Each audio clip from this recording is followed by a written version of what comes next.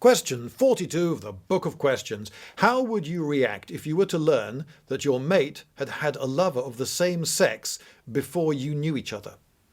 I'm assuming, though it's ambiguous, of the same sex as my lover. So my lover is a woman, so she's had a lover who was also a woman, okay? Because if it's of the same sex as me, I would consider that to be pretty normal, actually. There's a supplemental to this. Have you ever been sexually attracted by someone of the same sex, to someone in your family? If so, how did you deal with it? How would I react if I were to learn that she'd had a lover of the same sex? Well, I don't know. I mean, I don't know who this lover is. Let's make it some sort of notional lover rather than any real life person. So there might be a level of surprise depending on what she's like. I do remember a friend of mine once admitting that she'd been a bit sapphic in her past, and I wasn't tremendously surprised in her case, and I don't think it would have made a huge amount of difference. The thing is that there's not a lot of threat. You see, a woman can't have a child with another woman, so there's no sort of genetic threat to me there. And it's very easy for me to understand how someone might find a woman attractive because, well, women are attractive, aren't they? Whereas men are so fantastically hideous. Frankly, I think the women should be given medals for bringing themselves to kiss any of us. I find it very difficult to tell whether a man is good looking. If he's stupendously good looking, then maybe I'll sort of see it. Occasionally I'll meet a man and think, oh yeah, if I were a woman, maybe I'd like this guy, but that's rare. There are certain, like, who's that actor? He's one of the Ryans. Is it Reynolds or Gosling? The one who was in La La Land. Not Deadpool, the other one. That Ryan, this one. Is he good looking? Apparently he's been voted the world's sexiest man or something. And I look at him and I think, well, his face is not symmetrical, looks a bit sort of dunched in, and he just looks like a funny-looking bloke to me. I mean, not ugly, not horrendous, but I don't see it. But there you go. A lot of women apparently do. Have I been sexually attracted to someone of the same sex? No, for reasons that I think I've already covered. I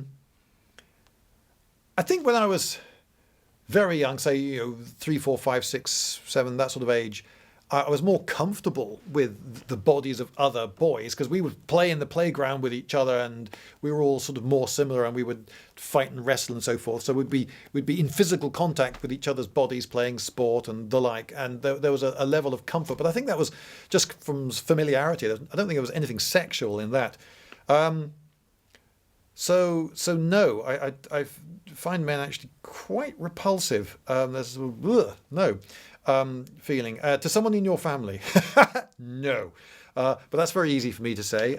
Everyone in my family is either male or very old, so never in much danger there. But if I did have a sister, I suspect not.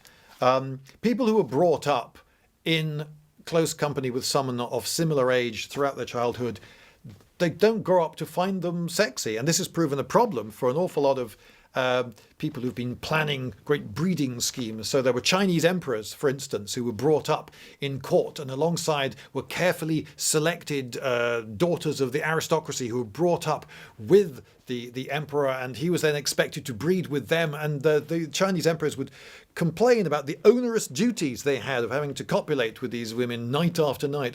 Loads of them as well. They didn't find them sexy because they were all like sisters. It was all a bit, this is sort of wrong feeling. When they came up with the idea of the kibbutz, and you'd bring up children in Israel in kibbutzes where they'd be brought up alongside their future partners. It was going to be this amazing Jews breeding more Jews in an ideal Jewish environment scheme, and it didn't really work because these adult Jews just looked upon all the other people that they'd been brought up alongside with as siblings, just didn't find them sexy. They had to look elsewhere for their breeding partners. So I suspect that instinct would probably have kicked in, as it normally does for people. And The opposite happens, of course. People who get adopted as children and split apart meet their siblings as adults and very often find each other very attractive, which can be a bit of a problem because they have so much in common. Wow, this person's really like me in so many ways. Yeah, there's a reason for that, Luke. Yeah. So no one in my family. Oh, I do remember a friend of mine. Haven't seen him for years, but we were quite good friends for a while. He really loved a play I wrote, The Adventures of Stoke Mandeville, Astronaut and Gentleman. And he came to see the premiere of it, the stage play version of it, which was in Newcastle. It was quite a long journey. He came up from London and he loved it. And then he recommended it to his sister, who he knew was going to be in Edinburgh when I was putting the show on in Edinburgh. And she came to see it. And afterwards she came along to say that she had seen it on her brother's recommendation and that she liked it and so forth.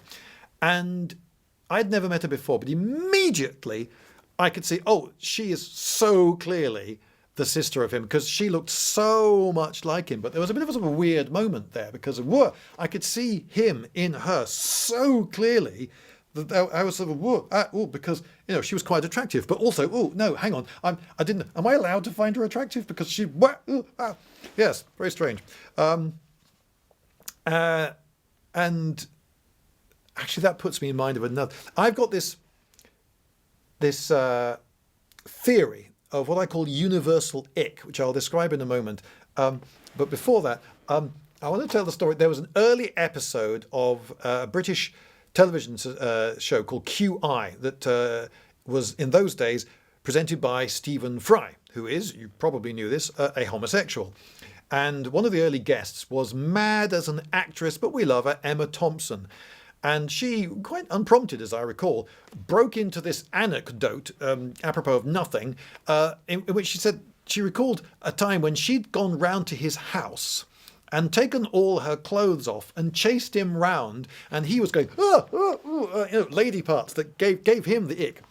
And she was chasing him round, and the audience was laughing away.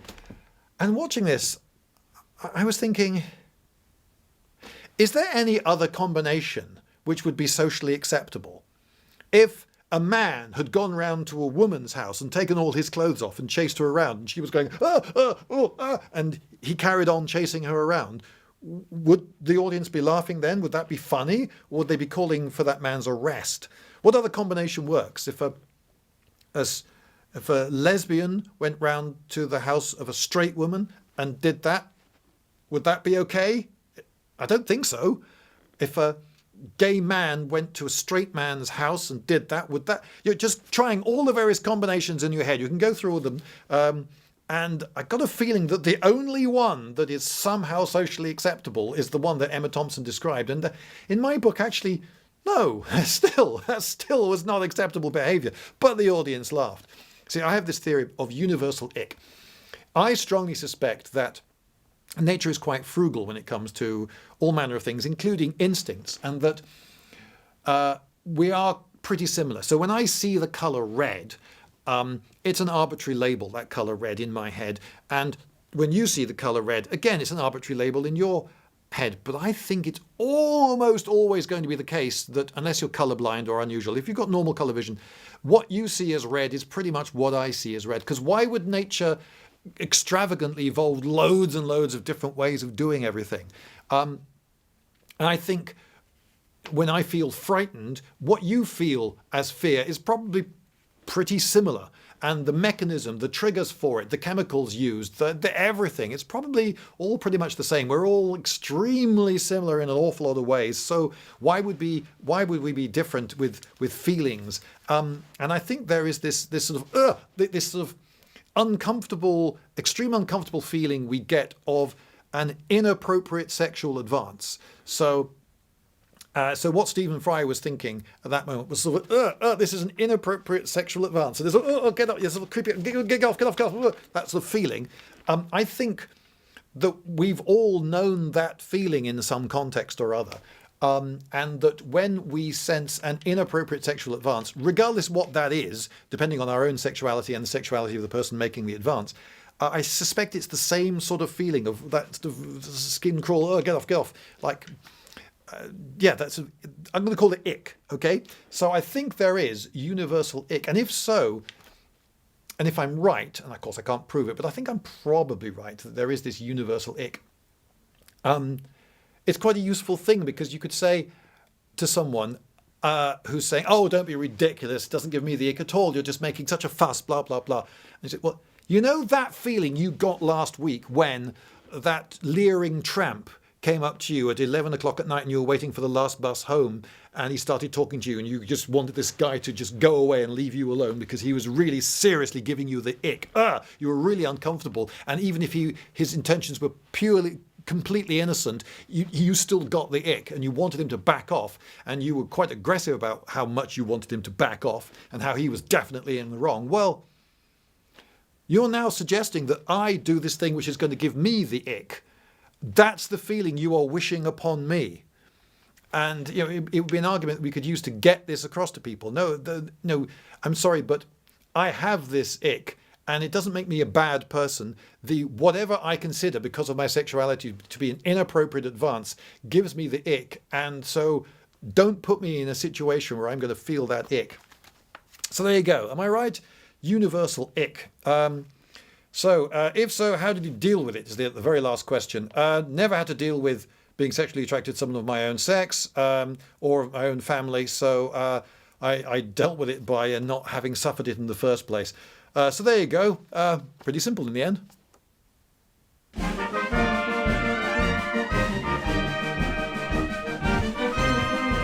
Lindybeige!